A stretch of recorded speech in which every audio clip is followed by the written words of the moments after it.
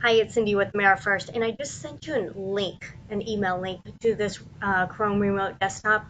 And what this does is allows me to see into your computer and share your screen so we can both look at what you're viewing on your computer, and it's going to help me navigate through the social media branding and the coaching that we're going to be going through.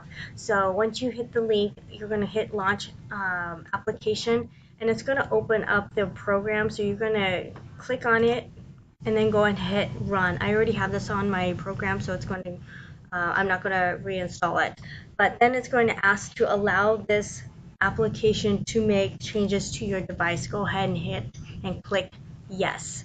Once I get on the program, I'm going to need this access code. That's where we know this is a private and secure and safe way to share your screen. You're going to, once it installs, hit share, and it's going to generate a code as you can see here.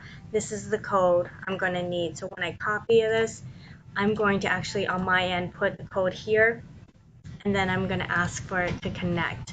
So obviously I can't connect because there's not another computer for me to connect to. But if you have any questions, please let me know before our session because I really want to use the 1 hour to be productive with your social media branding and concentrating on your stuff. So I will talk to you soon. Bye.